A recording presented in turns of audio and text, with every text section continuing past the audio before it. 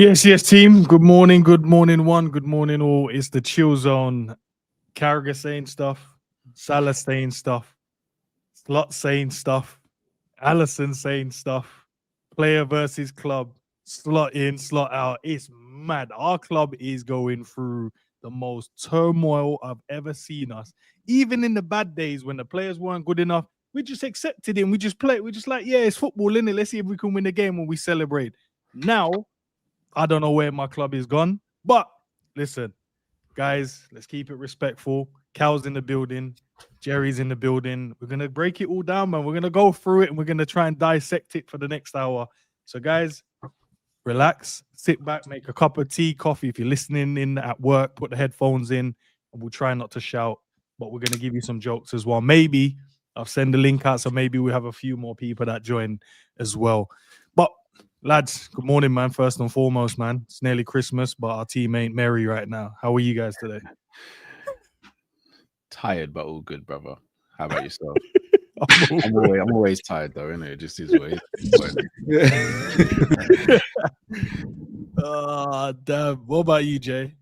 I echo the sentiment. Like recently, I'm just tired all the time. Like I don't know what it is. I just must be the time of year, man. But it's been weird. It's been like this whole year, you know, like where I used to go like gym at like 4 or 5 a.m. I'm waking up and it's 6, and I'm like, oh no, I can't even go gym now. And now like I've got to go in the day, and it's just a nightmare. I don't know what's going on.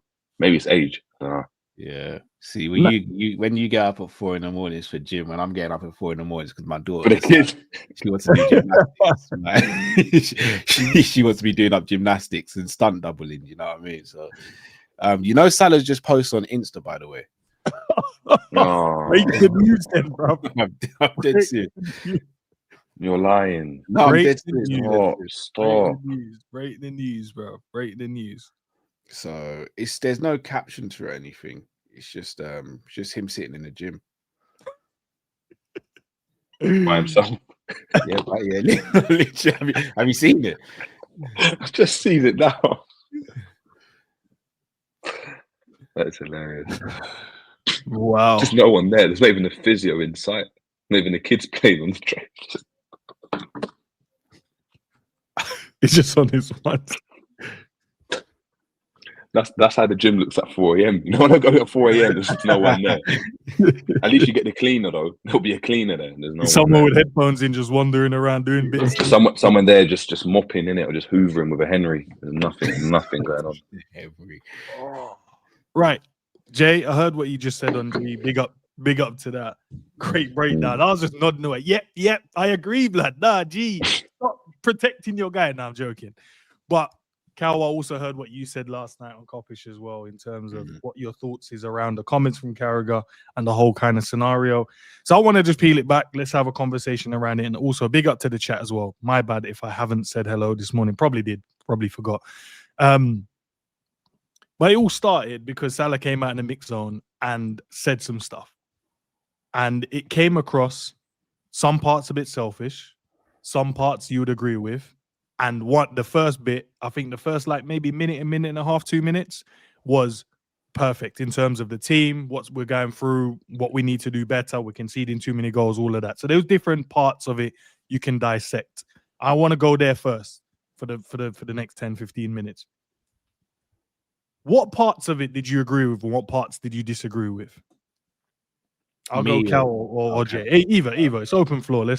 We'll discuss it. So I agree that you don't ideally want to air dirty laundry. I also agree that it's a team game. I think me and you spoke about this ends in the sense of I'm not liking the narrative that Salah carried us to a league title last season. Yeah.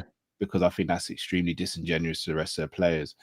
I do think Salah was our outstanding attacker, but yeah, I agree. I'm not going to take anything away from McAllister, Gravenberch, Szoboszlai, Virgil, Konate, Alisson, Diaz from last season, and Gakpo, for example, from last season, because I think, again, that'd be disingenuous. I also agree with Carragher saying things in the sense of, you know, Salah's obviously enjoyed a bit of a luxury of not having to defend as much. But one thing I will say about Carragher, I think he's paying backhanded compliments in one sense but also not showing the full picture in another. So, for example, it's all well and good saying, you know, Mo was allowed to have that freedom not to defend as much, which is true. He didn't have to defend Mane and Salah, Mane and Firmino. But the flip side of that is there was more pressure on him to get more goals and assists, and he fulfilled that requirement and has done since he's been at the club. So I think he said some stuff that's true, but I also think he caveated it a lot with not balancing the argument. And I think that's my frustration with Carragher, and it has been for a few years now. Carragher seems to only really want to speak out when it suits him. He accuses Mo of doing it. I didn't see Carragher speak out when the whole FSG stuff was happening.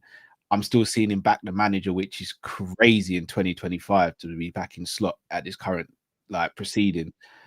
I didn't really see him speak about Hicks and Gillette back in the day. I ain't seen him say nothing about Gerrard back in the day. So if he's gonna say Salah's picking and choosing, which is cool, you've got to hold up a mirror sometimes and look at yourself and see what the reflection is as well. No, fairs. What else from the mix zone would you say as well? Because I wanna see where we align and where we disagree, and then we'll go into Carragher's comments, and we'll also go into from the mix zone. Sorry. Yeah. So like, what other parts did you disagree with and agree with? Then I'll see what JJ aligns From with. Salah, you're talking about. Yeah, Salah himself. Oh, okay. So, all right. So how can I put this? I'm not mad that Salah said anything, but I also realize he has to hold consequences for saying it. Okay. So, say for example, we're all working together at Ends, and you're my manager, but me and Jerry are close work colleagues. And I go to Jerry, you know what? I don't like Ends, and I don't think he wants me here. And Jerry's like, I'm going to speak to Ends and be like, because we don't want to lose Cal. And Jerry goes to you and goes, hey, Cal don't really like you, and he doesn't think you want him here. I have to hold that consequence in the sense of like, I've said what I've said. Now I need to address or be addressed by yourself. So Salah can't get away with what he's done. It's the right decision to leave him at home. Like it's absolutely the right decision because you have to set a precedent, right? But at the same time, if what Indy came out with last night is true, it's disappointing from the club that we're doing this. Again, I'm not saying we can't sell a player and we can't do all that, but you got to be transparent with the player in it, because if the roles were reversed and Salah and his agent were trying to orchestrate a move to go somewhere else, and we found out about it, we're crashing out as a fan base, and the owners and manager would have every right to do so as well. In terms of some of the things he said, in terms of being thrown under the bus, if that is to corroborate with what Indy said, then I can understand the frustration, because if you just signed a new contract and you've been given assurances that you're still a prominent part of this team, and then behind your back they're trying to sell you, then obviously there's a conflict of interest there. In terms of the communication breakdown with Slot, doesn't surprise me, because Slot doesn't seem like he doesn't seem like he can communicate with a computer right now if he had a mouse and a keyboard. So that doesn't surprise me. In terms of other things he said, such as he doesn't feel like he needs to fight for his place, that for me, that peed me off, if I'm going to be honest, because you can be Messi in your prime, you still fight for your place in the team, because you have to set an example to the rest of the players, and you don't have a God-given right to play for Liverpool Football Club. You have to earn that. And Mo of anyone should know better than that. I'm praying to God that was lost in a little bit of translation, because English isn't his first language, but he's also spoken English long enough to know that you can't run that narrative. I don't care who you are. You can be Steven Gerrard. You still have to earn your place in the Liverpool football team, because we are Liverpool at the end of the day. But everything else, I was kind of all right with it, if I'm going to be honest. Like, can't really get too mad at the rest of it. But I understand he has to hold consequences for it. Yeah, no, he definitely does. He has to. He has to. I think in terms of the thrown under the bus side, I can see what Indy said, but at the same time, any sane person would understand. Like, if you're giving two players 2-year contracts, you're protecting their value, and also if you decide to sell them with a year left, that's a possibility as well. I don't think it's like this, oh my days, let's give him the contract to sell him in a year's time. That's just crazy. That I don't think they would have just done that and gone, let's keep this as a secret, don't let Mo know this is what we're doing. I think he would have understood, either I'm going to see out the 2 years and leave on a free, or potentially given an extension, which is fair, or they're probably going to sell me after year one, depending on how I do. And I don't understand, because as a club, you'd hope that the communication between player, agent, what we're planning to do, how we're planning to move forward, would have been communicated across both parties before signing that contract. I am 100% sure Mosen, very intelligent man, would have asked these simple questions. Okay, what does it look like after year 1, or what does it look like after year 2?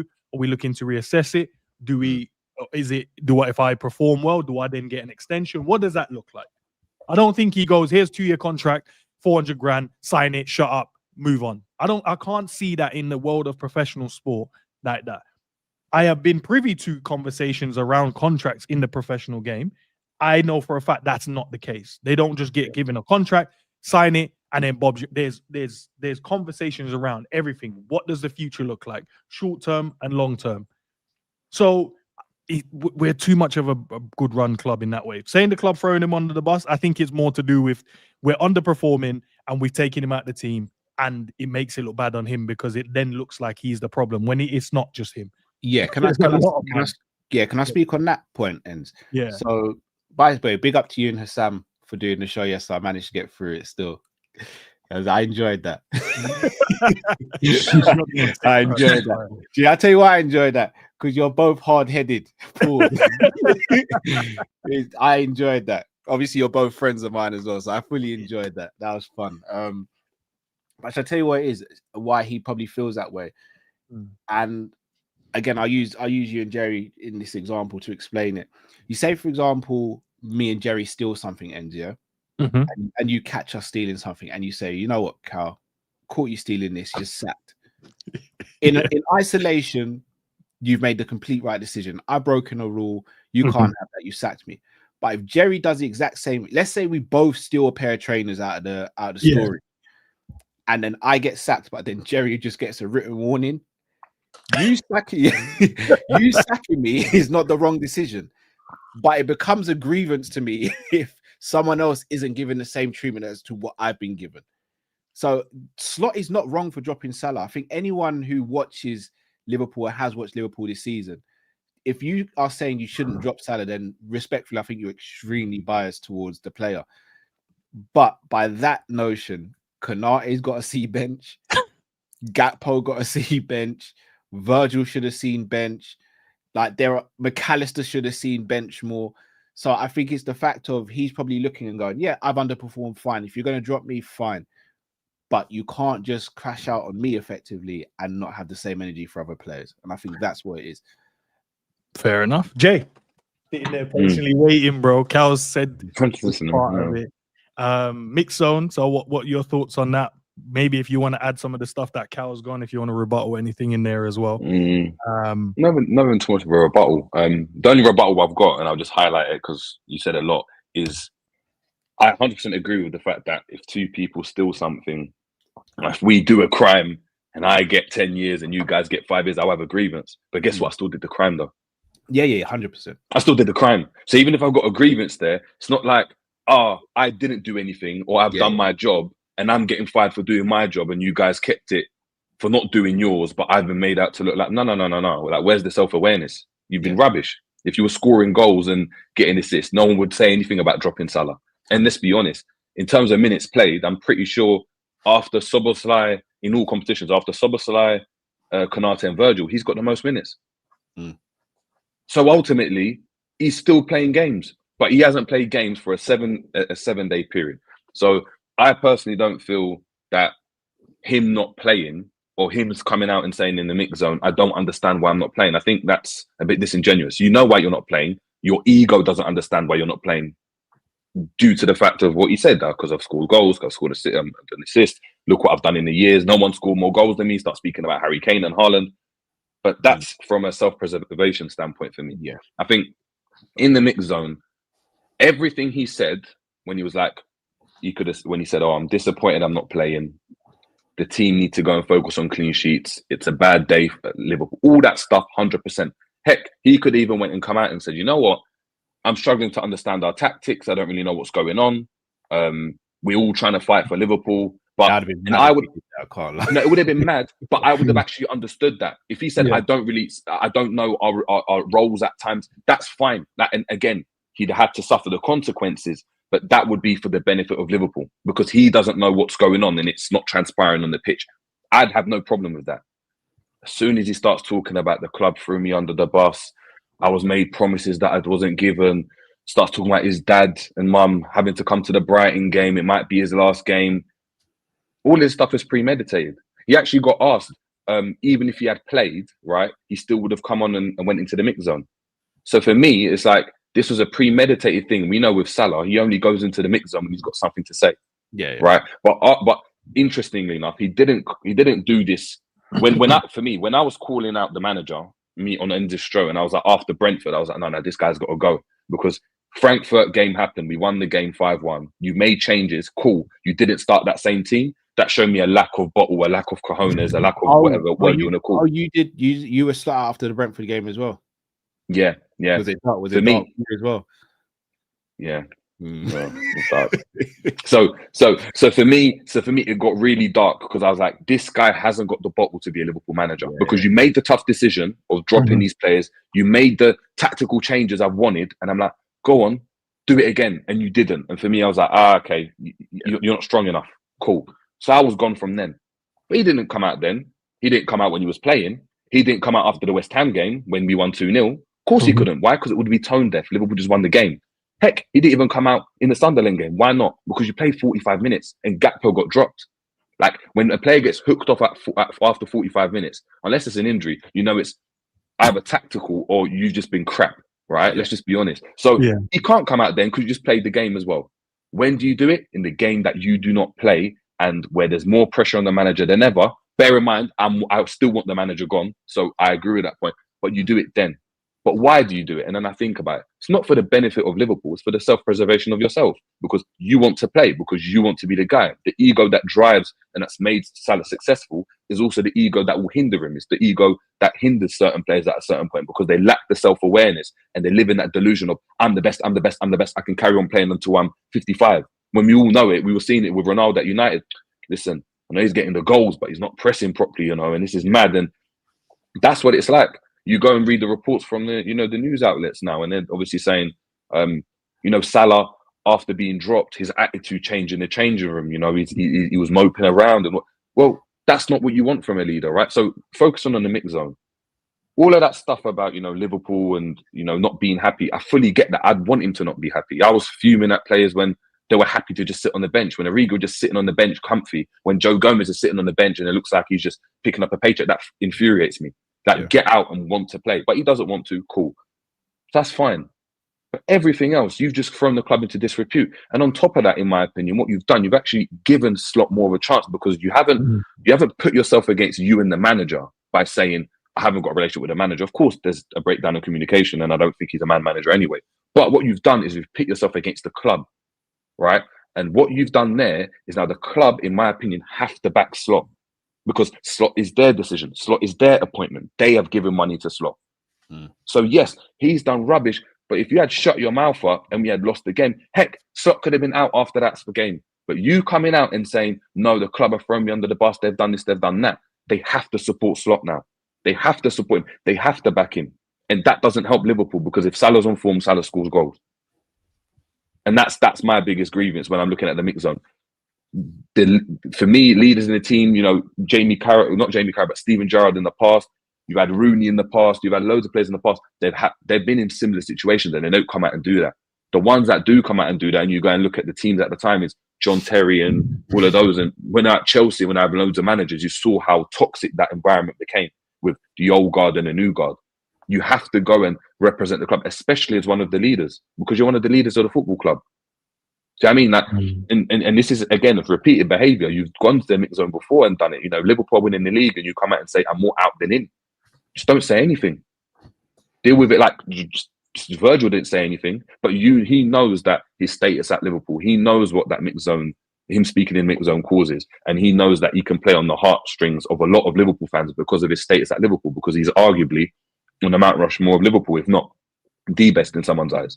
So, but that's what he's doing. He's not, for me, he didn't do this to benefit Liverpool. He done it to benefit himself. And that's my biggest gripe, because Liverpool needs as much help as a collective as they can get. It's not about one individual. It's not about one player doing well. That's why we've all called for Salah to be out of the team, because we've seen that it's not benefiting Liverpool. It doesn't take away what he's done, but it doesn't benefit the collective at this moment in time. What if, let's move it forward now, because then we had a press conference for the Inter Milan game. And obviously, They weren't hearing nothing about Inter Milan. They didn't want to hear about the game. They don't care about who's playing, what players are even on both teams. They don't care at all. Every question until the press officer had to say, listen, guys, we've been on. We got to move on. Sorry to cut you in, but you know what's crazy? We did our preview on, was it Sunday night? And our preview is usually about 20 to 40 minutes. Yeah. I think our preview is about 1 hour 20. Probably for about 1 hour and 10 minutes. It was about Salah as well. No, I did. I watched, though. I know. I know you were cussing. I know you were cussing. No, I was fine with it because I see the chat. The chat was not having it. It's like, guys, come on now. We've had enough. Let's move on. I'm like, but they have to discuss it, guys. Yeah. But look, we waited for it. I openly said I want to wait for everyone to crash out. So I wanted to hear what Arne Slot had to say. Obviously, little snippets from it. You guys all watched the interviews chat. I know you guys watched it as well. But the gaffer basically said, yeah, don't take my kindness for weakness. That's what I heard. He said there's a reason why Mo isn't here with us today. You know, we've taken our stance, stuff like that. He doesn't understand where they're throwing on the bus. He has to ask him that. He did also say, and obviously I'll put the floor over to you guys to discuss it. He also said, I have spoken to him twice before the Sunderland game in terms of, and I saw a lot of people go, oh, so you only spoke to him twice. Guys, hear me out. When you're in a professional setting, it's not going to be every day that you speak to an individual player every single day for hours on end. There's stuff that the manager has to do. But in terms of the context of when he said twice was around speaking to him on the reasons why he doesn't understand why he's not playing. So he said, no, I have spoken to him and I have spoken to him at length and also a shorter conversation. So whatever is said there, that's between them. And he said he's not going to openly tell anyone what that was, that conversation. So you would assume Mo Salah would have given his point, the gaffer would have given his point, and then they would have, whatever the solution is or whatever maybe Mo didn't like, Slot didn't like, or whatever. Surely they left the office either more confused or an understanding was reached. Something would have happened in there. Or they just said, you know what, let's just leave it here. We're not getting anywhere, whatever. He then also said, I told him that he wasn't going to be traveling today. They asked, so together or... No, he said in the group, I just told him he ain't traveling today. Is that the right way to do it or not? I don't know. But the communication is there. I'll go to Cal first in terms of what your thoughts are on the press conference, and Jay, I'll come to you after. Cool. Oh, I missed out probably a lot of other stuff in there, but I want to save the Ali side for last, after Cal, just the Slot side, and then we'll tie it into Ali as well. Yeah. Look, again, everyone knows my thoughts on the manager. I actually think from a managerial and a human side, I think he handled the press conference excellently. Like, it's like, again, I will always try and be objective when it comes to Slot, despite my opinion on him as a manager for Liverpool. I don't have anything against him personally. So that press conference, to prepare for that press conference, to be in that press conference, probably would have been the toughest press conference of his life. Because going into that press conference, one, you're in terrible form as a team and as a manager. Two, your biggest stars come out and said what they've said and spoken about you directly. And three, you've got a massive Champions League game, which you effectively have to win, given we got battered in our last Champions League game. He handled that press conference brilliantly. And for people who are still slotting, that will give them encouragement to think that he hasn't lost his head and he has covered that well. I think he spoke well. I think he addressed everything well. I don't think he gave too much information away. And I think he gave just enough to say that he has acknowledged the situation as well. And if I'm going to actually speak well of Slot, which I think is deserved sometimes, last season, that's one of the things we all loved about him, the fact that he was able to articulate himself so well in press conferences. I think he said everything that needed to be said. I think he addressed what needed to be said while also not going too far, which obviously he doesn't want to say too much just in case things come back to bite him as well, or things change in the situation or scenario. But I think he did the right thing. I think he addressed everything. I'm especially pleased that he did say he's obviously kind, but he's not weak. Like man to man, I respect someone saying that, innit? Because how many times do we see it in life that people who are kind, it is taken advantage of? but at the same time, he's now got to now back that talk up as well, innit? Like My you toxic can't. side needed him to crash out a little bit more. You see when he said that, I needed one of the guys to go, "Oh, what did you mean by that?" Yeah, but that's you wanted head loss. You just wanted head loss. That's your chaos side, though, isn't it? That's your chaos side.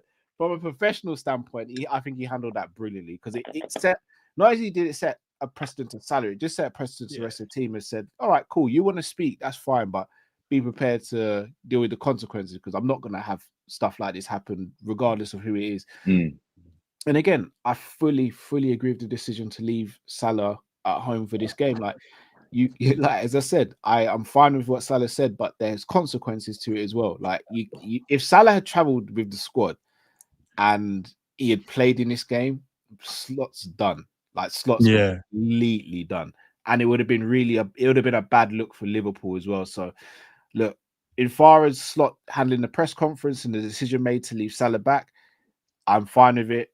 I just think it's almost like we're watching a film in it, and you're waiting to see what the next scene's going to be after this. Because obviously, the Inter game, if we, God forbid, we go and get battered against Inter, it becomes dark. And then if we don't play Mo in the Brighton game, and for example, we start losing that game, and the fans start cheering Salah's name, and it could just be a madness. Like between now and Saturday evening, the whole club could just be a madness. Like it could be crazy. So I don't even know what's going to happen.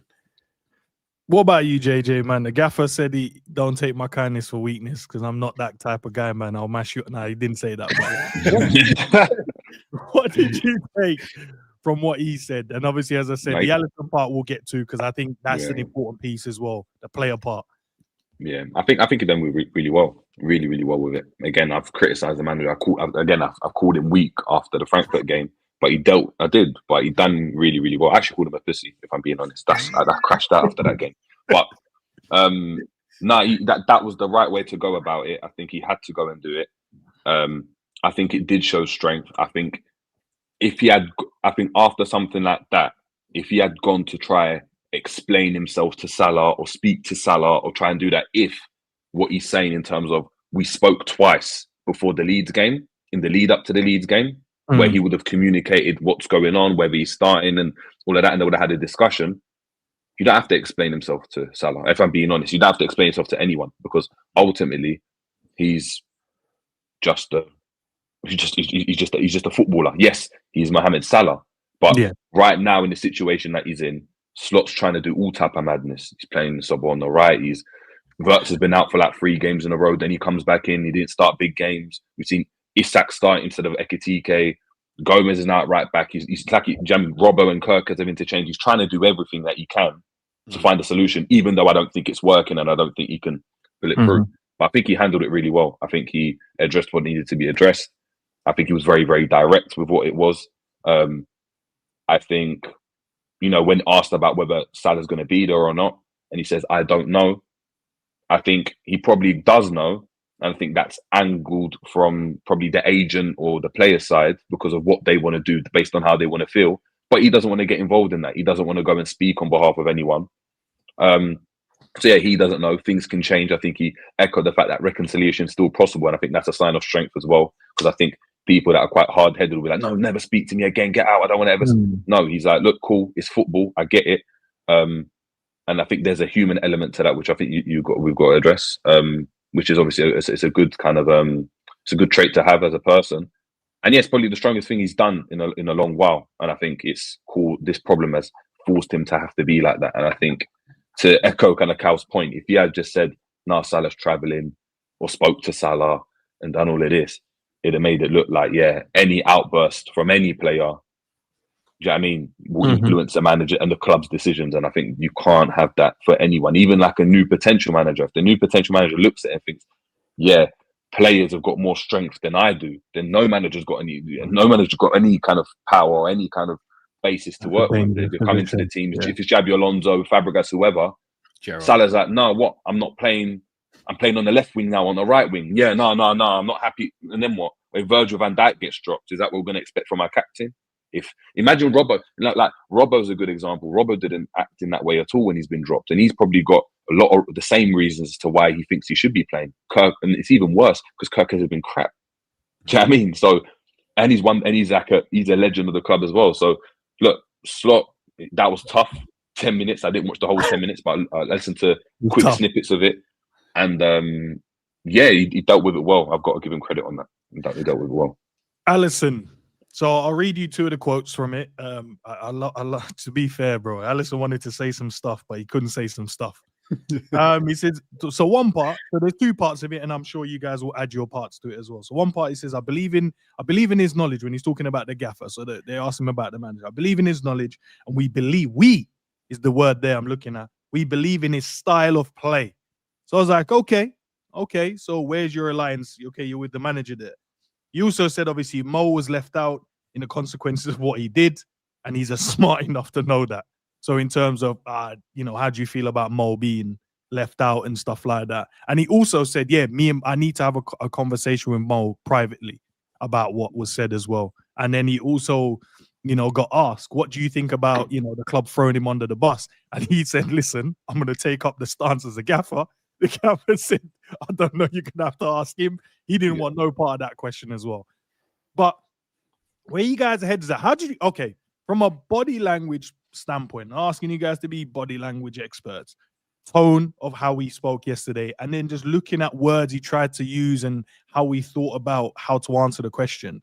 Did you see him as a man that, and Cal, you go with this one, do you see him as a man that was like, oh, I'm fully with what Salah said, or did you see him as like, I don't know why you would have gone and said that, my guy, you're my guy, but I didn't like that? What was your initial thought? And then you can dive into those 2 points. I feel the answer falls somewhere in the middle of that. I think I wouldn't be surprised if he agrees with what Salah says, but I also wouldn't be surprised if he thinks the timing of it and coming out publicly and saying it is probably the wrong way to handle it.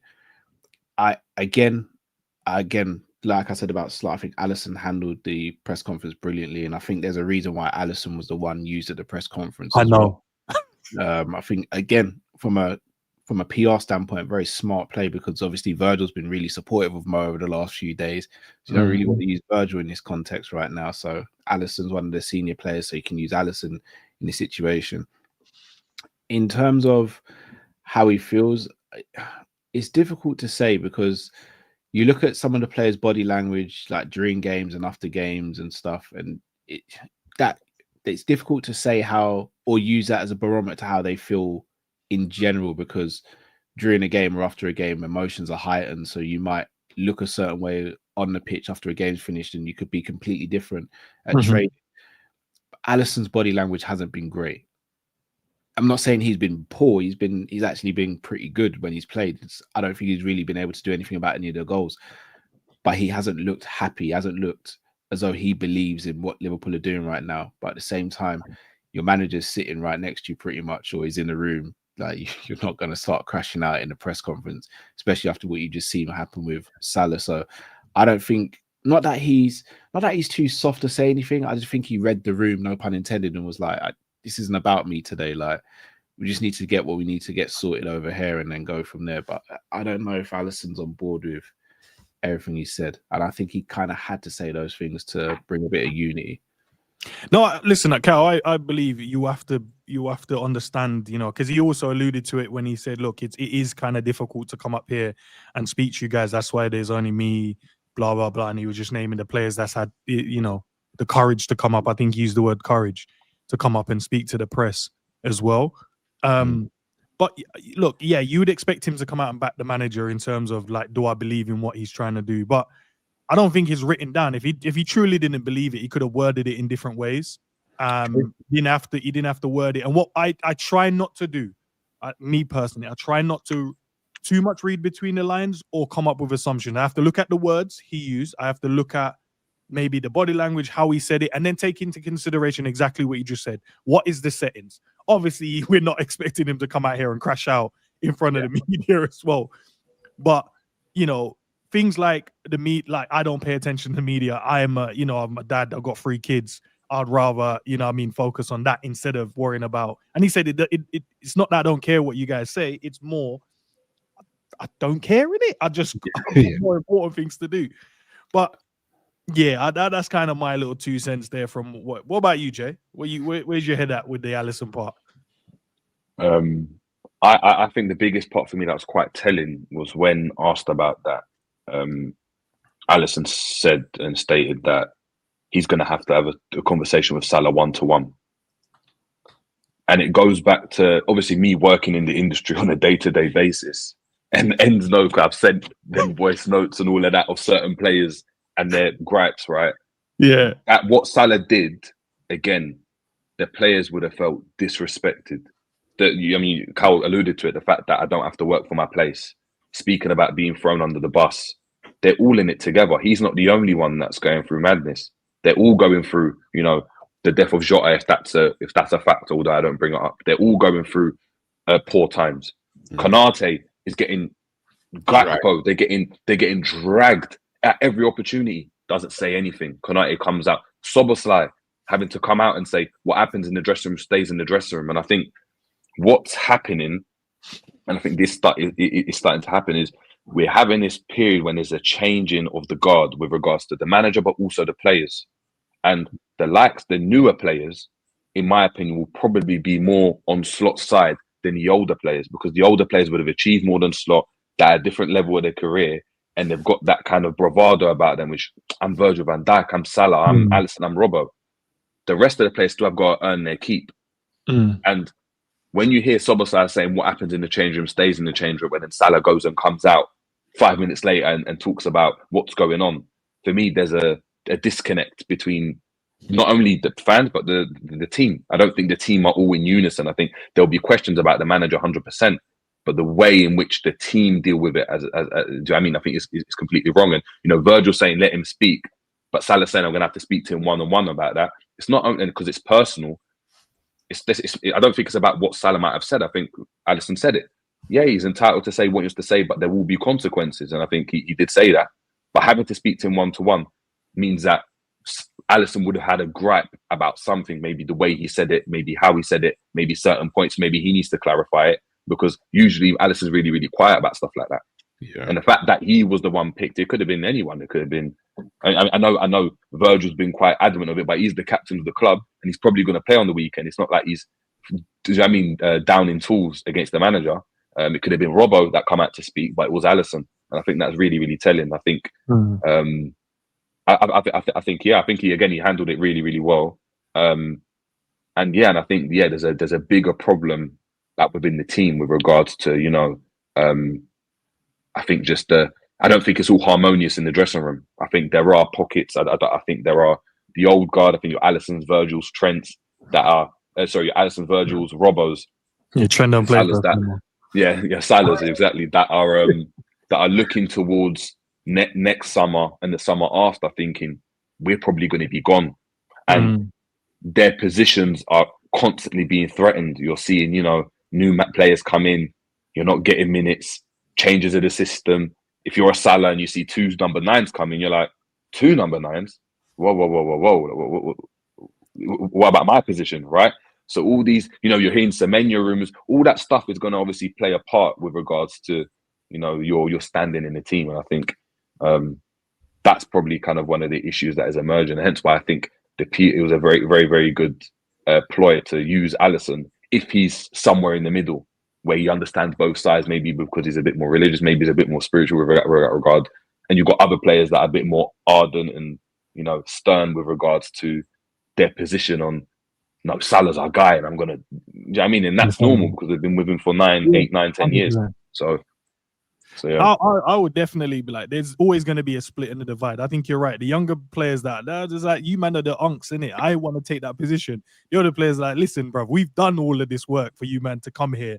And now don't try and disrespect us. So I know the main guards, the old guards will be like, no, we're on Salah. But at the same time, we have to be able to understand what he meant by his comments, and because it looked bad on the team itself. But that's fine. That's fine. I think that's just in that high intensity sport, professional settings, you will get players that's going to side either way. And that's fine. That's fine. Go on, Cal. So I want to speak out of turn. You two are way more clued up in the industry than I am. But Jerry, would like you see when you say like he might some of the players might feel disrespected. Do you not reckon he probably sat down with a couple of them before he spoke and was like, "Look, this is what's going on. What do you lot think?" Because I think they'd see it, but I don't think he's gone to Isak or gone to Wirtz or gone to those players and spoke to them. He's speaking to Virgil van Dijk. Oh yeah. So, I mean, yeah. So probably, he probably has voiced his 100% voiced his opinion with those that he's close to. But I think as time's gone on, even though Salah's very, very respected, I don't think Salah's the center of everything that's going on and everyone's pally with him. I think that people at different levels in their career. So I think, again, he's a great teammate. He's cool, but it's not like they're going out to have dinner with him. I don't think Chiesa's mixing around with him. I don't think Konate is always chilling with Salah. I don't think it's that. I think they've got their own pockets. They've got their own cliques. And he's probably gone and said that to the closest people that he's got. So probably Virgil van Dijk, probably Robbo, whoever else, that maybe Joe Gomez, because he's been there for a long time. Yeah, but the rest of the players, I don't think would have been aware of that. Because again, they come in and I know what it's like. You go in and you're like, hey, what's going on? And you go to training, you speak to whoever and you bounce. Like, I'm not speaking to everyone. It's like at work. I'm not speaking to everyone about my life and everything like that. So now that it comes out, some people will be a bit more aware of how Salah's feeling and be able to empathize with that. Others are like, what are you talking about? And I think the best evidence of that is that Szoboszlai come out and said, what happens in the change room stays in the change room. If everyone was on the same wavelength, nothing would have come out. And again, we can speak about the manager with that, but when Jurgen Klopp was at the team, nothing like that would have come out, ever, because everyone was in unison with regards to, we know how we operate, we know what's expected, you do not go and do that. But there is a divide where one player is saying one thing with regards to, we're not going to talk about what's going on, another player is saying something else. Even last season, you had two players that didn't really say anything. Well, Virgil van Dijk said, look, whatever. Trent didn't say anything. But then Salah's doing the complete opposite, where he's, do you know what I mean? No, I'm more out than in. And, we were winning, so we didn't care. But imagine Salah said that now, we're more out than in. I'm more out than in. But doesn't that prove the point even more, Joe? Like, in the sense of you're kind of damned if you do, damned if you don't. Because Trent's been labelled with all sorts of names, and Trent didn't say a word. Whereas and I disagree. Exactly. And I disagree with that. And I think I disagreed with that at the time. I think, especially from what I knew about the situation, I'm like, listen, and I was telling, and I was like, listen, again, it's a thing where, again, you are damned if you do, damned if you don't, because you're leaving. And again, the Trent situation is different. He's a Scouser and all of that. I get it. But ultimately, if everyone's got the same vision and they're on the same page, everyone acts in the same way. Everyone acts in the same way. There's no two ways about it. You understand the culture of the club. You understand the culture of how we do things. And Salah's gone opposite to that on multiple occasions now, but because he's Salah. And for me, that's where the disconnect is. So I think 100%, Virgil van Dijk probably knew how Salah's feeling and probably empathized with it and was fuming, and he's got the connection. He's like, what do you mean? Like, what we've gone through together, 100% I get it. Yeah. But then, do they understand how Chiesa's feeling? Or is Chiesa just in the dumps? Because Chiesa's feeling mad as well, probably. Yeah. But is Salah empathizing with Chiesa, or is he happy when he's playing and you're just ignoring it? And I think it's the latter, because, again, I think when you're at that level, and I think when you're that type of player, he's not a Milner, he's not a Szoboszlai, he's not someone that thinks about the team. He's thinking about himself and how he can help the team, not how, if I pass to this player, if I work hard, that helps his job. He wasn't a Bobby Firmino. He's about himself. It's about the goals and assists. If I get mine, that helps the team. And I think, and that's where I think there's a disconnect with just within the team. And I think that's where, you have the problems that are emerging. Yeah. What about the, so we fast forward now, lads. Monday Night Football. Jamie Carragher decides, listen, gloves are off. Let me just say some stuff. I don't know how long that full interview was. I only saw an 8-minute. Is that how long it was? Because I didn't think it was, yeah. Yeah, it was about 8 minutes, yeah. But I don't know if there's bits that I missed, because I've seen people say stuff. He said stuff about when he was at Roma and Fiorentina and stuff, but I didn't hear that in that. Maybe I didn't listen properly. But I heard him say about the AFCON stuff and Egypt. I heard him say that part. And I think it was more to line up the conversation around it's not just you and it takes a team. I think that's why I use Egypt. That's what my mind was when he said it. Okay. But I'm sure there's going to be different versions or different ideas of how people portray that moment. But there's nothing I think he said that was incorrect in terms of how you feel about Jamie Carragher. You guys can throw that in there. That's down to you guys. I want to hear the difference in opinions here. But he just kind of pointed out he was a flop at Chelsea, because let's be, when he was at Basel, that's when I wanted him at Liverpool, and he turned us down to go Chelsea, and I understood.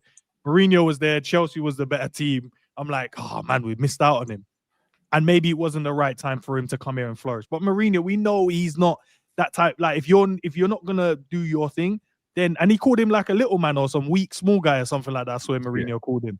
So if we're going to be open and honest in the conversation, this is what I love, what we do here, yeah?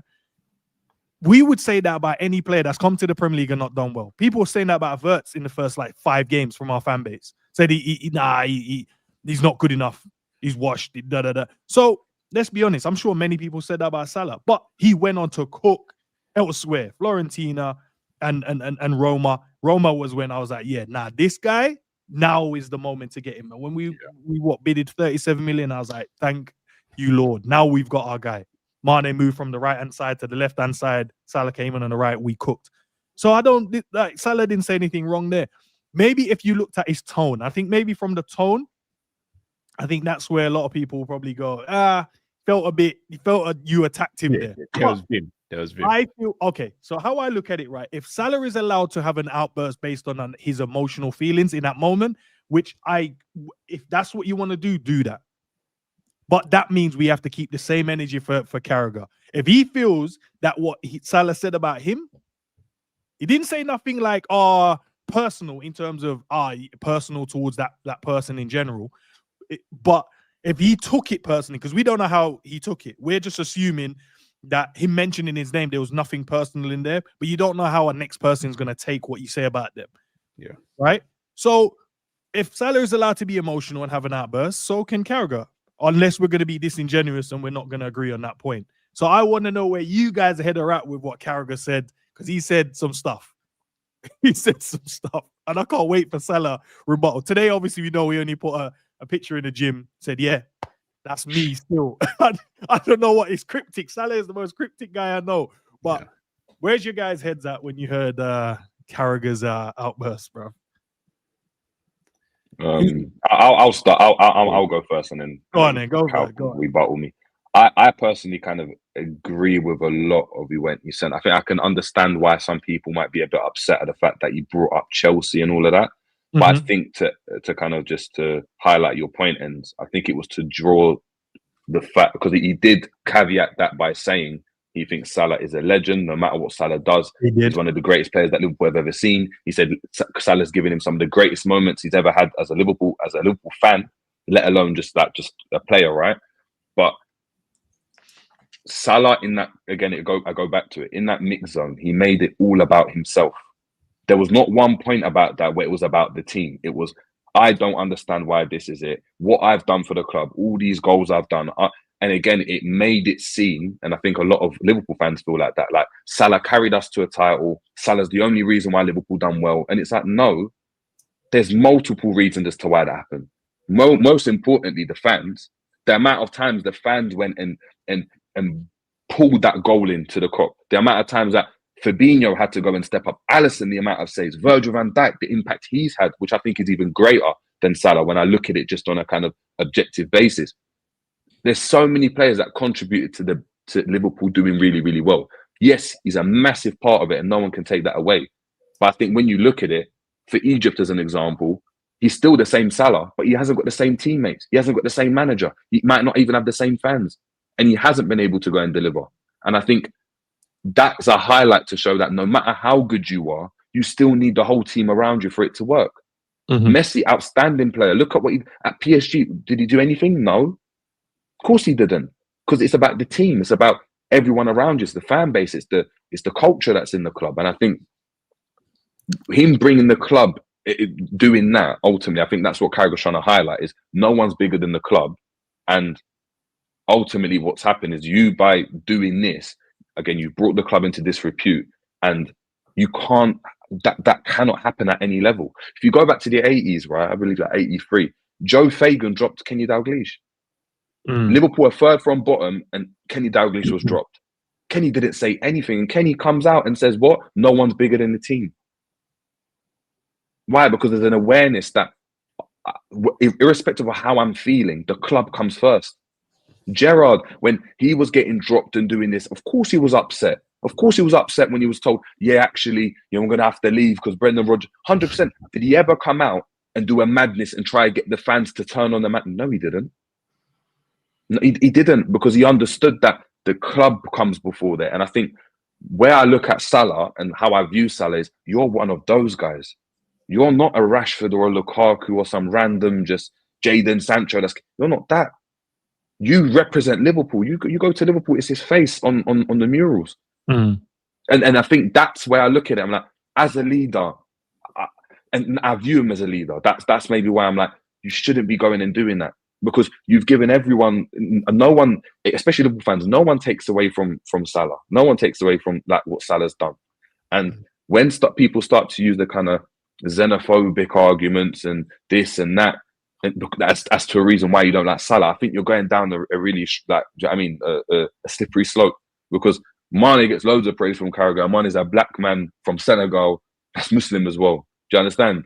But I think people use certain, I think, again, when you're listening to something with a bias, and I know I've been like that in the past, where you're listening to it, but you're not really listening, because you're listening and then you hear something that triggers you and you just stay on that because you've got a certain perspective on how a certain individual is. And I've done that with politics. I've done that with my relationship. I've done that before, so I get it. But I think when you look at it objectively, I think you could go and pull out 5, 6, 7 quotes of how he's gone and praised Salah. But people won't pick those out. They'll pick out the stuff that's a bit negative. And I think, yeah, there was probably a bit of vim in the way he went and spoke. But of course there will be vim, because he's a Liverpool fan. He feels a bit upset about it. I know James Redmond had a lot of vim, with regards to certain situations before. I know other pundits, Fowler has had vim now with regards to this as well. He's come out on X and said, players will have vim, because especially those ones, they're fans as well, right? But I don't think it's coming from a point of like, I hate Salah. I think he's focused on Liverpool more so. And I think some players, again, it's natural. They just are more player FC than focus on Liverpool all the time. And I know, listen, I get it, because I was at that with Diaz last year. Do you understand? Where I couldn't separate the two. So I fully get it. But I just think there was a lot of positives in it, and I think there was more positives than negatives with what he went and said. Also, I think he echoed a lot of the fans. If you look at what he says about Konate as well, and along the lines of what he said about Mane, Carragher in general, he cooks him. When you watch the CBS reaction, it's like, get this guy out of my club now. I like Konate, but that's what I'm saying. Like Konate, what he's going through, like this is my kind of problem with it. When Konate is getting that brunt, he got it again on Monday Night Football, where they broke down the game. They're like positioning a black guy, he's a Muslim as well. So it's like, no, we can't use that. It's harsh. It's not harsh, but you try and look at the arguments on either side, and yes, I can't tell someone if they look at it and you feel a certain way towards it, then that's fine. That I'm not going to see it in the way maybe you see it, and that's fair. But I didn't see anything that come. I've seen him cook all of our players, bro. Like Konate is getting cooked by him every game. If Konate even slips up once, he's getting cooked by Carragher. But that's my point, is that Konate is getting the brunt of it. But as a like the general consensus among Liverpool fans isn't to go and protect Konate. Konate, like it's not. It's Konate is a bozo. Yeah, he needs to be dropped. And that's fine. But he's being highlighted on CBS, Monday Night Football again, about his mistake about the positioning, the zooming in on the camera. Why is he smiling when he's coming off? All that type of stuff. No one's protecting him. But no one's protecting him. And you know what? As black people, we could easily use that as an argument. Like, the only reason you're doing that is because he's good. Let's not do that. You understand it from a football standpoint. When he's doing amazing, people praise him. Do you know what I mean? When Salah was doing amazing, people praise him as well. I think we just got to have that balance. I think I don't like to have those arguments personally. Cal, yeah. Where do you stand on this, man? Carragher's comments, how did it make you feel straight away? And as I said, man, we keep it honest, we keep it 100. Yeah, 100. Yeah. One thing I do want to say, big up yourself, Joe, because the first thing I was starting to see was Carragher's racist and all these things. Like, I think we need, and again, people of ethnicity, we need to kind of really speak up at this sort of stuff, because unfortunately, I'm sure we've all suffered some form of racism in our lifetime, right? We know the difference between racism and just criticism. Like, there is a big difference. And I can't sit here and say, I can't sit here and put my neck out on the line and go, I know 100% Carragher's not racist, because I don't know him. Not. Of course, But I'm never going to accuse him of being racist unless I have proof. Like, I think that has to be the barometer now. If there's proof, then you can call out someone about being racist. Joe Barton is racist. We all know. There's no debate, there's no argument. Joe Barton's racist, openly racist, and delves into that. I've not personally had any feelings that Carragher's racist, he's xenophobe, he's Islamophobe. Like, I don't get that feeling. Do I think there are some subconscious biases with Jamie Carragher? Yes. But guess what? All human beings have that, right? We have that. So that's the first thing I wanted to clear up. In terms of what he said about the Chelsea thing, the way I look at it is, I feel like they're backhanded compliments. and say, for example, so him saying, yeah, he flopped at Chelsea, but yeah, he's come to Liverpool and he's a legend.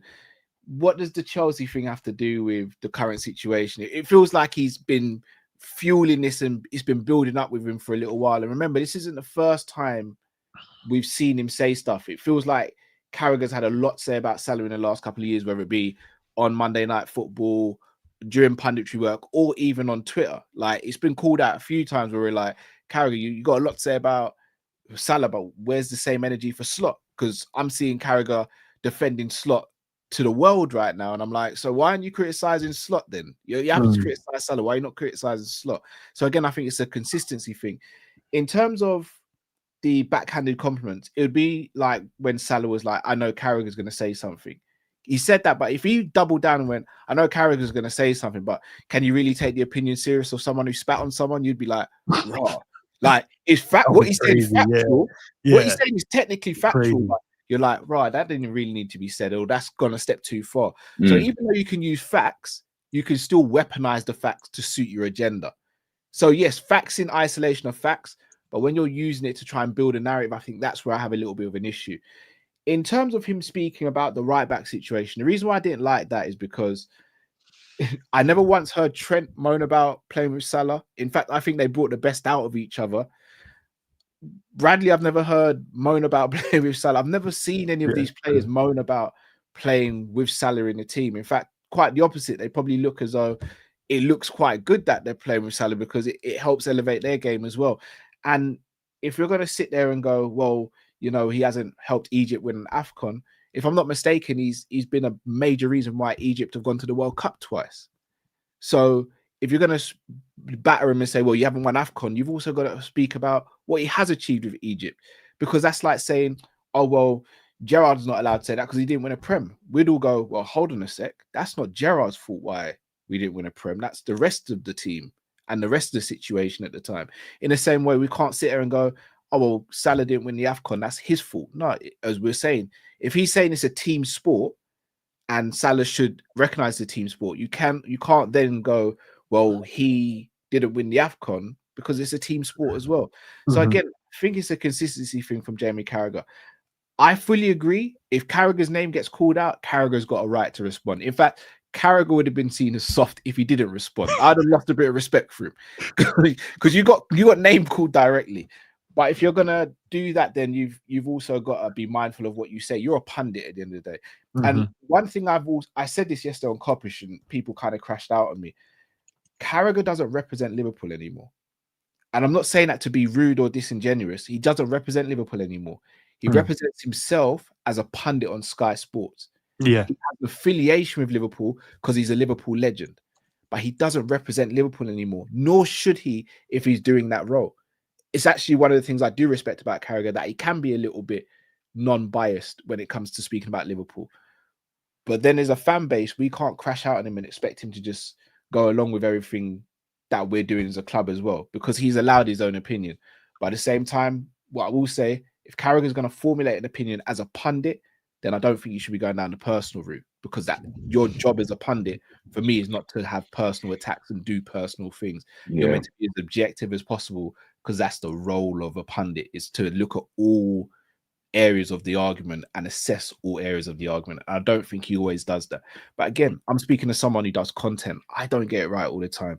He's got a way bigger platform than I'll ever have. So his stuff's going to be way more highlighted than when I say, I don't know, flipping, let's go and sign Ugarte. Only the people in our communities are going to remember me saying that, not the whole world. You know what I mean? So it's always. How many people do you stream to across the world, Copish? Trust me, I still hear about it, bro. I still hear about it. Oh, there you go then. The world knows. Wow. It's dark. It's dark. But look, I think, right? I think you're right what you just said there. I just want to add a little spice to it. If Salah would have just said the media, like I know the media is going to come out and say something negative about what I'm saying now, then it is whatever. But what you name drop someone involved in all of the thing, that's you being personal to that person.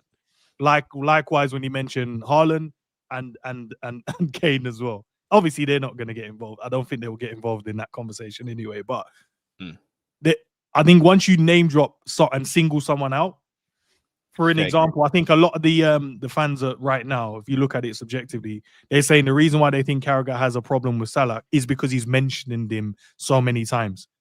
He hasn't gone the team and then gone, okay, blah, blah, blah, blah, blah. They feel like Salah has been mainly the guy, even though I think there's a few players, Kanate, involved in that as well. But most of the points I've seen has been Salah, to be fair. So I think a lot of people are like, yeah, you're being personal. You always...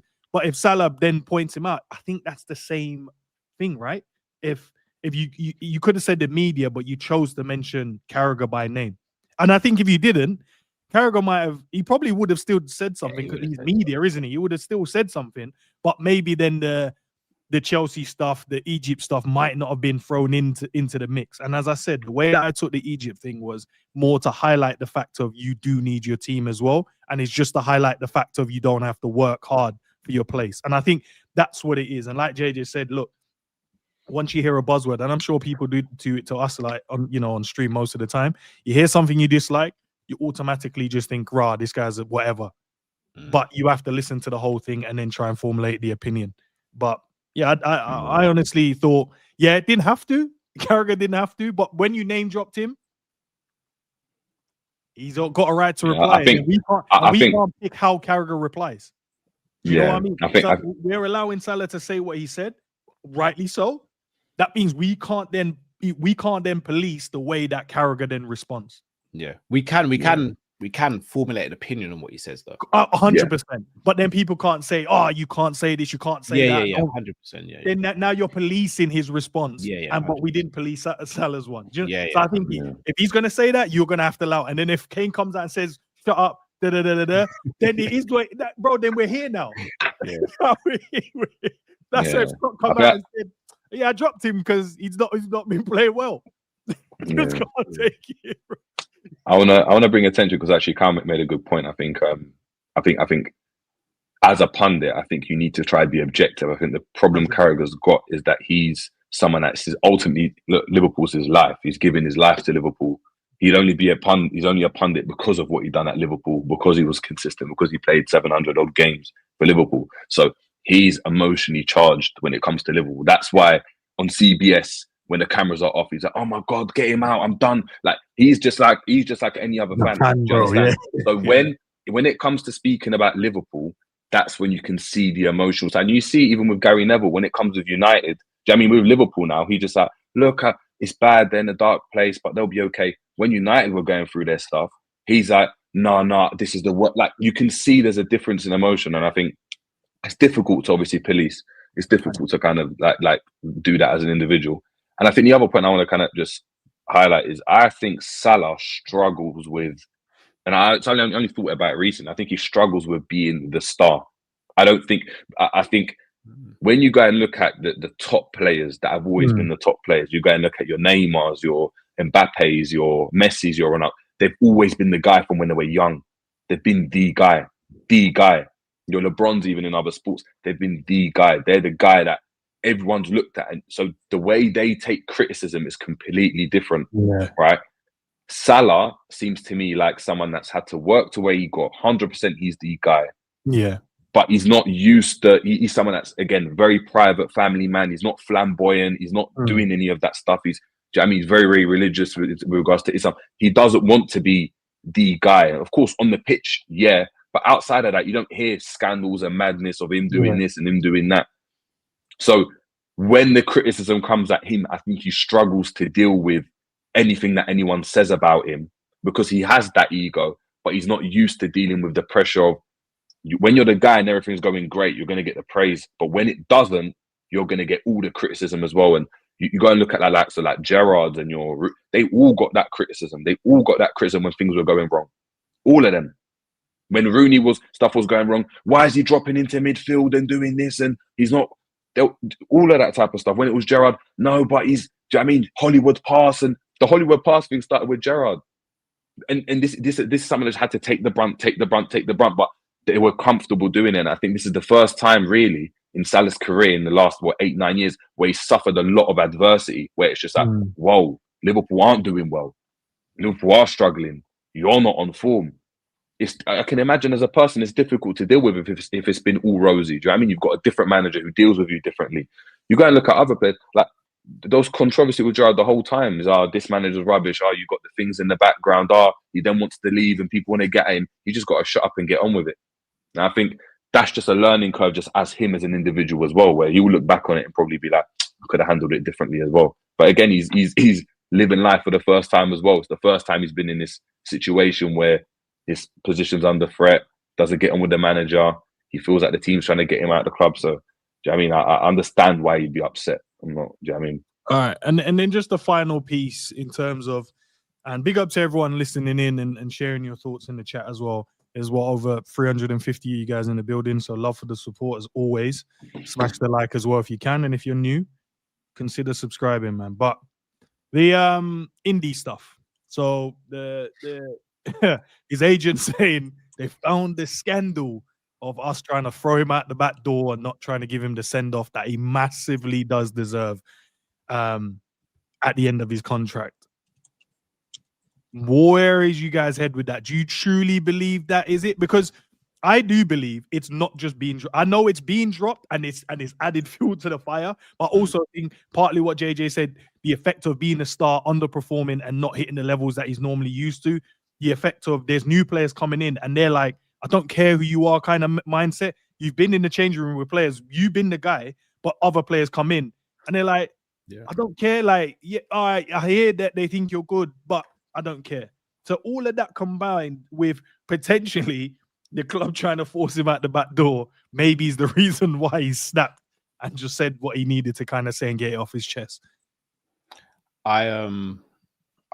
It's a tricky one, isn't it? Because him saying he got thrown under the bus, that kind of corroborates with what Indy said in terms of they're trying to negotiate behind his back. Yeah. It's a tricky one because football's a business, right? I get it. But what I will say is, in the same light, if we found out Salah and his agent were trying to orchestrate a move away from the club, and then the news leaked, we would crash out. We'd be like, how dare he just sign a contract and what's going on here? I think it's, if he's talking about broken promises in that sense, because he'd have signed a new contract in May? Yeah. April, May? You'd be thinking to yourself, I've just signed a new contract, but yet now you want to get rid of me when you just told me I've got a new 2-year deal. Plus, from a selfish standpoint, like he'd probably think to himself, well, if you guys didn't want to keep me long term, you should just let me go on a free. Then I could have collected my bag and and made a nice little profit as well. But you guys kept me here, which has kind of hindered me as well a little bit. So I get the club's got to move on. I've been screaming about this for years, saying that we needed someone to come in and legitimately challenge Salah on that right-hand side, and that hasn't happened. So, and ultimately, we know he's getting to the end of his Liverpool career, football career maybe as well. So we know we need to bring someone else in, whether that be Semenyo, Elise was linked, etc. But again, if the club is negotiating a deal behind his back and he finds out, or his agent finds out, I think he has every right to feel a little bit betrayed. 100%. Yeah. It just depends on how that's been handled and why now? Because I personally think the money you're going to get for Salah now, I think you could probably get in the summer as well. Because I know everyone goes, what if his form dips? I don't think people quite comprehend just how much of a big star he would be in Saudi. I know Ronaldo is a global icon, way more than Salah. In Saudi, in that region of the world, though, I'd arguably say that Salah would probably be the biggest star in Saudi. In footballing, as a global sport, Ronaldo is ahead of Salah. Just in that region of the world, though, I'd arguably say Salah would be a bigger name than Ronaldo. I'd love to see it, Cal, just to see if Ronaldo's ego takes a little dip. With the money Ronaldo again, I don't think he's gonna care, bro. You know when Ronaldo's walking past. No, Ronaldo, shut up. Yeah, Salah. Yeah. You turn into Homelander, innit? So I understand where he might feel a bit betrayed. It's a sticky situation because even from a sponsorship standpoint, Adidas have just signed with Liverpool. Our biggest star is Mo Salah. If I'm not mistaken, Salah sold the most shirts for Liverpool last season, or is it's either him or Verse. Szoboszlai, I think it was that sold last season. It might have been Szoboszlai. Or was it the season before? Oh, you're talking about this season? Yeah, I think it might have been this season. Oh, yeah, probably Verse, bro. Yeah, I think it might have been Verse. But either way, Salah's one of the biggest names. He's the one that brings the most eyes from a global standpoint to Liverpool. So how would that be viewed? Because again, football is a business to a lot of people now. The bottom line there is going to be a big thing there as well. I just think there's so many moving parts here, and also who leaked this news to India as well, because I doubt it would be the club, because the club are going to want to maximize on how much money they can get. So by them, if it was a club leaking it and saying, yeah, we want to sell the player, then that puts you in a disadvantage. Yeah. Also, that just feels like it's come from his camp. Also as well with that, I think even if it's been leaked, that means there would have been conversation with clubs anyways. I don't think it would affect his value if they're already having. If me and you having a conversation in private, you're a club, Jay's a club, and we're having a conversation in private about selling Salah. I don't think if someone then found it out, maybe for other suitors, maybe getting involved, maybe, I don't know. But between us anyway, we already knew it was going on. So then breaking it ain't going to be like, oh, shock horror. That I don't think that would have affected his no, price. but I'm also saying, Enz, that I think that, again, I just want to caveat purely speculating there. I don't want people to watch this and think. Cal knows, man. Cal knows. No, I really purely speculation. I don't want anyone to be like, yeah, Cal said this, it must be gospel.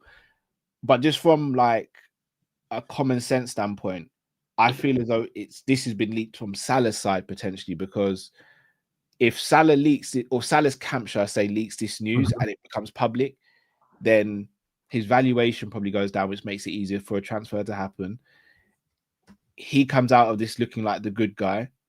I think he keeps his reputation intact with Liverpool and the fans.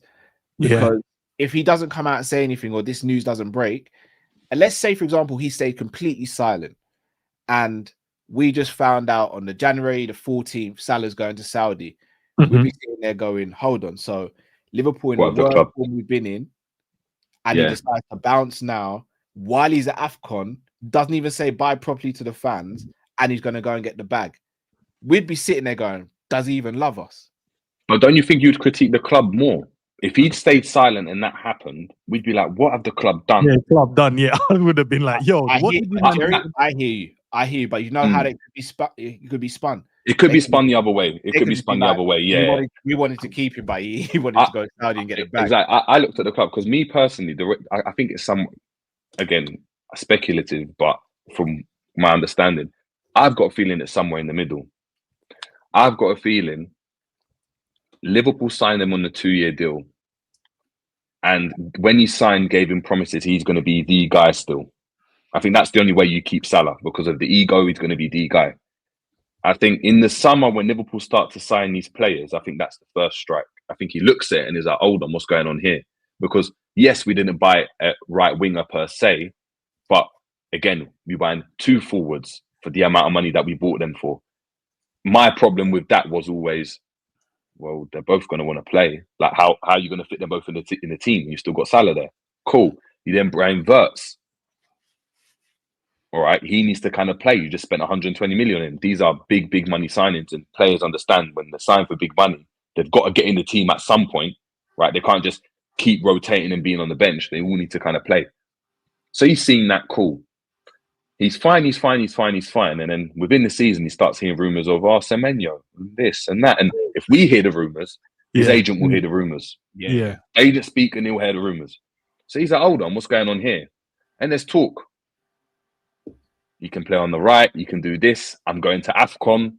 So if I go to AFCON and I know Semenyo can play on the right, and I'm not informed, if Semenyo comes in and bags, or whoever comes in and bags, and you what happens to my place? And I'm already. What happens on my place? Then you get put on the bench just before you're about to go to AFCON, right? and again, and this is why I talk about self-preservation. He's not looking at it like, yeah, I'm going to do everything I can for Liverpool. Because if he did, he'd just shut up and just graft and grind it out. He's looking at also like, I'm Salah. No. You're not doing this to me. Like, I need to be the guy of the team, right? Because he's got a different mentality than Milner. He's not going to be comfortable. And Robbo, he's not be comfortable sitting on the bench, putting his arm around someone's shoulder. He's just not going to do that, right? So you look at that and you're like, hold on, what's going on here? Yes, the club might be looking at like, you know what, we want to move you on. I think maybe even in the summer. I don't think Salah likes that, and I don't think Salah is comfortable. That's why I think in that mix zone he says it's unacceptable, because for him it's unacceptable the position that he's in, and I think he wants to angle. I think he's also angling personally. This is my speculation. He's also angling for a move to preserve himself, Salah, because he still wants to be the guy. In the same way, Ronaldo angled for a move to go to Madrid, angled for a move to go to Juventus. Real Madrid would have happily kept Ronaldo there, and he could have been on the bench. Ronaldo's ego won't allow him to sit on the bench and see that new team through. And I think that's what's happening more so. And that's why when he's saying, I'm going to go goodbye, I'm going to go and do this, I think it would have taken the club aback. Like, whoa. Like, we don't want to let you go now, because I think when they signed him up last season, it's not because they wanted to keep Salah for the next 5 years. It's because optically it didn't look good. You were letting go of 3 of your 5 best players. Or of the last 10 years, right? And you probably want to keep, from an FSG standpoint, you want to keep Trent because of his sell-on value, because he's young, because he was the vice captain. Let's not forget that. You can't let Virgil van Dijk and Salah go, and I think that's why that whole transfer situation took so long. That's why Salah was more out than in, because the club probably within their remit and within their structure didn't want to go and break the structure for Salah and didn't want to keep him because of his age. But that wouldn't have looked good for what's going on with Liverpool. So you sign him on, you keep the players on, probably helps you attract some players in as well, because you've got Salah, you've got Virgil van Dijk, and you can offer money. But is that the long-term goal of Liverpool and FSG with Michael Edwards? I don't know. I don't personally think so. So I think it's somewhere in the middle. I think Liverpool want to let him go, but I think Salah's also now thinking, and it's my time. Otherwise, you wouldn't say anything. You'd say, I want to stay at the club. Go on, Cal, and then I'll go through I know you want to wrap up. Sorry, one thing I want to say, Jerry, like, I want to hear your guys' thoughts on this.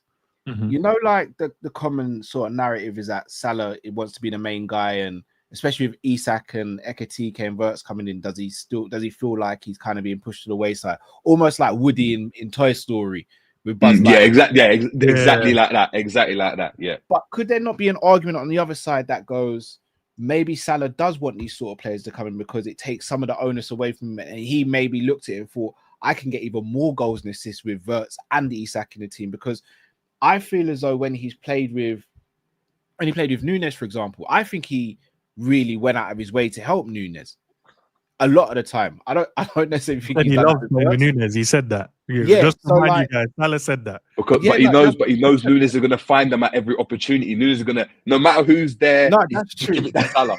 Yeah. but he also found Núñez a lot as well. Yeah. True. So I don't know. Like, don't get me wrong, Salah has got an ego. I think that's plain as day to see. But I don't know if he's got an ego which stipulates that he has to be the main man no matter what. I think you said it perfectly, Jerry, when you said the way he sees his contribution to the team is goals and assists. So even though it's selfish from the outside looking in, from his mindset is, I am selfless for the team because I'm getting goals and assists for the team. But That's really, what I think. Yeah, but really, but he he's is doing that selfish, for himself as well. Yeah, he's doing that for himself. Yeah. But ultimately, which benefits the team. So Yeah. I think I don't, again, speculative. I don't think he minds big name players and top quality players coming in. I think he just wants to be a part of that. Yeah, he wants to be a part of that. And that's my point. And you know, now when you look at it and he's not getting his, I think that's the problem. If Salah was scoring goals and assists and Liverpool in the same situation, we're not saying anything. He's not coming out to say anything. But to circle back round to the tactics, though, Jay, because let's be real. If the tactics are fine, Salah, Isak, Ekitike, Verts, Gakpo, they should all be eating. They should all be eating 100%. And I think it goes back to the manager. But we have seen, even in dark times when the tactics have been poor, that Salah has still got his. And this season, we've seen it where you're like, oh my God, the touch it. What have you done there? Or you just missed the target. Or Verts, pass to Verts. You don't want to go and do that. And that's what starts to happen is the longer this goes on, you start to snatch it. It's like with Konate in defense. The longer this stuff starts to go on, you start to just do rash stuff. And it's the same thing as a forward. It's like you're just snatching it. We saw this with Nunes. The longer stuff went on, it just got worse and worse. And you're like, no. And he's missing the open goals. And then the stuff he's doing well. And that's what happens. Whereas when you're on, we saw it even with Fernando Torres when he went to Chelsea. Started off with, you miss a couple of goals. All of a sudden, you're like, oh my God. Oh my God. Oh my God. And that's what happens. And because he's got that mindset, he's going to snatch at this stuff even more. It's going to be like, no, I need to get mine. Because to Cal's point, that's how he sees his contribution to the team. So he's not looking at that PSV thing where he hasn't tracked back and leading to the goal, where the whole team, and again, when the team's doing bad, they'll look at the team and be like, we can't have that. That's the issue we can see from that moment. It's not what the mistake that happened there. It was at the beginning. It's how we didn't press properly. But Salah's thinking, I need to get mine. And that's helped him before. But when he's not scoring, that's when he starts looking at it and thinking, whoa. I can't have Verts. I can't have this. I can't have Ekitike keep scoring.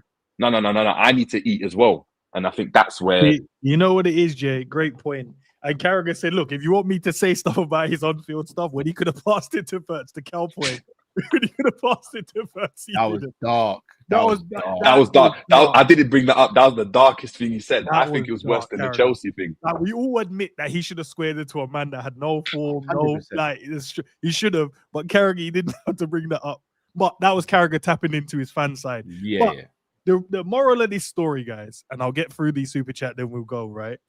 Is if you guys would have just been on board when we said Slot out from the beginning, we would not be in this position where we are now. But everyone, the 25th of October ends the 25th of October. I came out and I said, it's over. It's time. Stage 1, they didn't want to hear. Stage 2, listen, you should get checked out. That cancerous growth is growing. It's terminal now. It doesn't matter. It's everyone's being affected. Szoboszlai, I'm hearing people saying Szoboszlai's having poor games now. It started. Szoboszlai's been cold, bro. No, but that's what people are saying. It started. Oh, but look, the passing is coming back. It's off. Yeah, he scored. But listen, this is what happens. It's terminal now. I don't know how we end it. Even a new manager now. I don't think I've ever read a comment section where I sat there and was like, "These lot hate me." Like I thought I was gonna say what I was gonna say. I thought a lot of people would disagree, but they'll be like, disagree, maybe see where it's coming from, but I just fully disagree. I read the comment section and I just thought, I can't keep reading this because I don't know. I don't know if this is football conversation or personal attacks. Now turn it off. Man told me that I had no IQ one time. I said, "Raw, that's I got some comments where I was like, "Oh, I can't show anyone else this. This is rough." But yeah, ultimately, here's the killer. If Slot sells, well, I can't say Slot. If Liverpool sells Salah and Slot turns this around, this is going to be going down in folklore, innit? And it's going to be like, guys, you remember back in 2025? But I'm with Jerry. I don't see how he turns this around. I think it's just gone too far now. All right, let's get through these real quick. If EVD talks to the media back in Salah, would he be dropped for a youth player though, since we have nobody else, or is it only Salah because options? So would VB, if he came out and backed him 100%, he'll probably be dashed. He'll be dropped as well, because that means he's agreeing with everything that Salah said. but it depends. I think it depends on if he goes, well, I agree with this part and I disagree with that part. But if he said, no, I wholeheartedly believe what Salah just said, I'm with him. Yeah, he probably will be dropped as well. That's what I think. And is the reason why Salah's been dropped because I think it's just because it's easier because of the options we have. I think if Mark Gay would have signed and Leone would still be fit, I think you would see a hell of a lot more rotation with the centre backs than what we've seen this season. The fact that we've only had really 2 fit centre backs, the manager saying Joe Gomez has been having knee injections, not training. Yeah. Where do you guys stand with this one?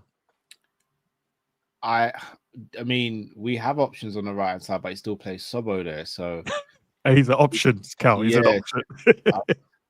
I don't know. He'd have to drop Virgil, innit? But here's the thing: I'm not even precious about dropping Virgil at the moment or Kanate. I think either one of them could be dropped based on their form, but he won't because he doesn't trust. Slot's not silly, innit? If Slot don't trust someone or he doesn't really want to play someone, he's not going to play them. Like his actions speak very loud. So he just not play the player. Okay. Carragher publicly called out Slot to pick up 7 to 9 points. He ended up with 5 to 9. Carragher won't be asked about that now because of Salah's interview. True, but I don't think Carragher doesn't want the manager. If Carragher wanted the manager out, he'd say. No, listen, if Carragher thought so, he'd be like, he's got to go. He'd just say it. He just time. This is time. Time to go. He's got to go. Big up to yourself for that. Like the situation's untenable. He's got to go. Like literally, like it's mad. He would, guys. He would. It's ultimately. I think he's still. I think he looks at it more like some people did before, where they think it's 90% the players, 10% the manager, 80% players, 10% manager. Whereas I think a lot of us have now come to the dark side, and we're like it's the manager, but he's not seeing that yet. If Salah keeps until AFCON, Slot will be out the door sooner than later.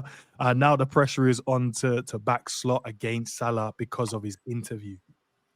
Yeah, I agree with that. I think if Salah stayed quiet and there was a couple more losses, the club would have just been like, "Look, here's what it is." But he's come out in public, Bro, he just needed to mention tactics. Shut up! I don't understand. No, I hear that, but you see that first part of the interview. If you'd have just gone in like, yeah, sometimes I'm just confused about where I need to play. Like I don't get it. Like when the formation and we change when we're losing, the guys are kind of confused. I promise you, this brother would have been at the door. Can I ask though, guys? Sorry, I keep on doing this. I know you want to wrap up. Go on. Hey, yo. Pause. Yeah, that's a mad one. Still. But you don't want him to wrap up. And we will not have this conversation. That's a pause on all levels. Does it not make the club look weak if they keep Slot and get rid of Salah though? By the same notion that if we're going to get rid of Salah because we feel as though there's been a decline since he signed a new contract, could you not make the argument that since the start of the season, Slot has been in a massive decline? So if you're going to get rid of Salah, then you by admission have to get rid of Slot for the same reason, because if you're getting rid of Salah because you think he's underperforming and you don't think he'll get back to the level, could you not say the same thing about Slot? And if you keep Slot, then does that not make you look weak as a club as well? Yeah, 100% it does, Cal. But the problem, I think JJ alluded to it, I think it's just the fact of he was going to go anyway. But now, because he's their guy, they're the ones who employed him. They got him in. He's won them the league in terms of that's the way. And remember, I don't think they're trying to get rid of Salah because he's on poor form. I think Salah is. I personally think Salah's angling for a move because of all these things that I've just noted. So now that Salah's come out and done this, they can't sack thing and then appease to what Salah wants, because I don't know. I think INDY said it, or someone else, one of the other journalists. They stated that Salah will only stay if Slot goes. Yeah. So what? So if the club say Slot, you're gonna have to go, and Salah stays, that's player power. That's just one. They can't have that. They can't have that just for the structure of Liverpool Football Club. It means any manager that comes in, they know Salah is just gonna go up to Richard Hughes or Michael Wood and be like, yeah, he's got to go. Otherwise, do you know this could play out perfectly then with him going AFCON? If we still have bad results and then they sack Oh yeah, Slot, exactly. then it's like, oh, this isn't because of Salah. But This here's is the because problem of- now, Cal. We could have had it sooner than later because now the attention is now. I wanted it 25th of October, Yeah, guys. yeah, We're in yeah. December. Cal, it could have been even tonight. We get smoked by Inter, they'll be like, yeah, out the door because there's no deflection now. Everything's on him. Yeah, Get this changed. Get this team going. But now it's going to be like weeks now. I might say weeks, probably a few days. Then he goes to AFCON. There might even be some stuff that being said out there as well. There might be some stuff. That yeah. Oh, he'll definitely do interviews out there. 100%. Even if he doesn't, there will be someone leak something out there for no reason. And then now we're back to square one again. They'll be like, yeah, it is what it is, isn't it? I think if he just throw him under the bus with the tactics and just say, I don't understand what he's asking me to do, and then throw in the communication, we would have pieced everything together. Yeah, he does treat Chiesa like shit. He hasn't played Gomez. He doesn't play, and then we could piece it all together. Oh, that's why, because we all agree the players look confused in the system, and then just go like, yeah, sometimes when we're losing, like he changes, the formation is changed, and I get it, that underhanded compliment, but it's not. I get it. We have to change the system, but we don't understand it as soon as we come, and that's why there's a little bit of confusion. You could probably see from Endo in the last game. You think, well, in the game, I would have thinking he would have gone DM, but you saw him in the midfield running around. You thought maybe you'd sit in front. If he started just say that, throw the gaffer under the bus, every Liverpool fan would have been like, yes, Mo. And then we would have been like, nah, get this guy out of the team. Because look now, get this guy out of our club. But now, it's now, isn't it? This is where we're at. So it says, on his question, at how many of the European top clubs does Salah realistically start each game? Outside of Turkey, once you throw Turkey in there, very few for me. He's become a system player. Saudi's the only destination. Where are you guys heading at with this one? I think if it depends how you're looking at it. Are you speaking about Salah in this current form, or you talk about Salah that we know? It would be the current form, though, Cal. It would be because no one's going to buy him current form. Most of our players don't start for anyone. So I think you got to look somewhere in the middle of his peak form last season and where he's at now. And in the middle of that, then I still think he starts for a lot of teams across Europe, if I'm going to be honest. Okay, look at it this way, or Bayern. Yeah, we got Lamine, bro. We got Annalise. That's crazy. But look at it this way. In terms of what he's done, you'd be like, get him now. But I think most clubs would be like, is he on the decline? And we don't help it by what's going on with our club at the moment. If we was like what you guys were saying, we were firing, I think everyone would have been on getting him. But everyone would be like, well, is he on the decline? His numbers ain't the same. So I think that's what maybe I don't mean this in a rude way when I say this. I think people sleep on how physically demanding and how competitive the Premier League is. I'm not going to sit here and say from a technicality standpoint. I think La Liga from a technicality standpoint and technique-wise is probably ahead of the Premier League. But from a purely physical and competitive standard, the Premier League trumps every other league, in my opinion. So if he was to go to Italy, where I'm seeing Heightened and McTominay and Lukaku struggled in his last stint in the league, he'll cook there. I think he cooks in Syria. I think he cooks in La Liga. I just don't think he starts for Real Madrid or Barcelona. Maybe now, maybe Real Madrid he could, not Barcelona. He wouldn't. I think he cooks in Germany. Like if Elise wasn't at Bayern Munich and he was to start Bayern Munich, he cooks. I think he genuinely cooks pretty much everywhere else. I still think he cooks in the Prem under the right tactics as well. No, France, I think he would cook. I'd say Italy, I think he would cook. I think he would cook in Germany as well. But I think the question is about the top teams. Would he start for those top teams? Yeah. He's for me, I don't think he'd start with Elise and Yamal. Well, what about you, Jay? I think that's the thing. Jay did the Scouse face. He went,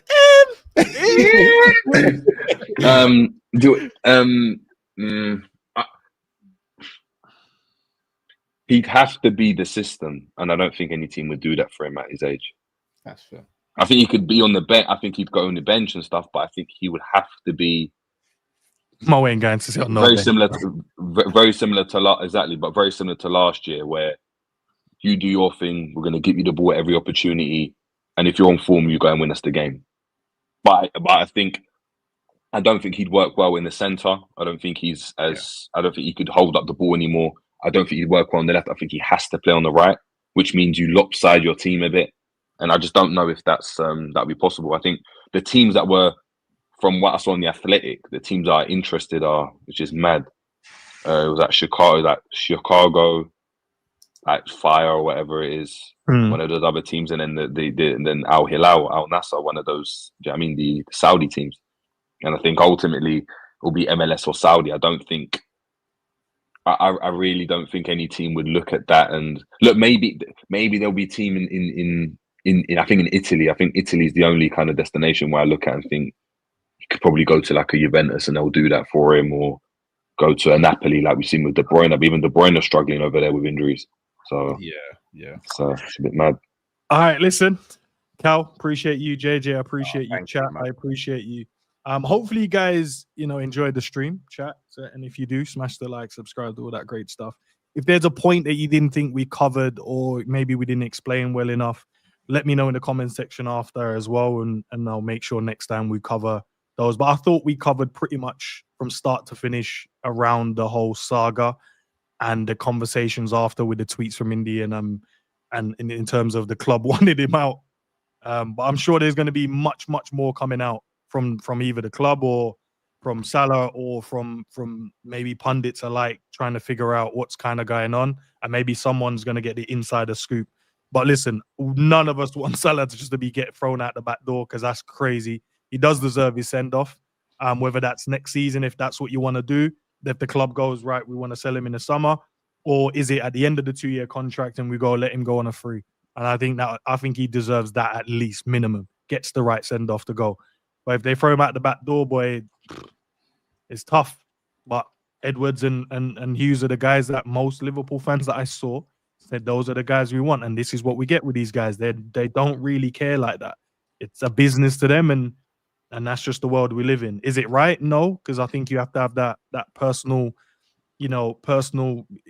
relationship with players in that terms of sense, and don't look at them as just assets. And I think Klopp offered that balance, and I think Arne Slot doesn't. He's just going, yeah, okay, if that's what you want to do. And I think Klopp would have put up a fight with that. And that's why, and I'll leave us on this, we wanted this guy gone from early, but you guys took too long. EOTC, man. Enemies of the club. Shout out to Naldo in the chat. One word answer. Shout out to Naldo in the chat. One word answer. Is Chiesa really ill, boys?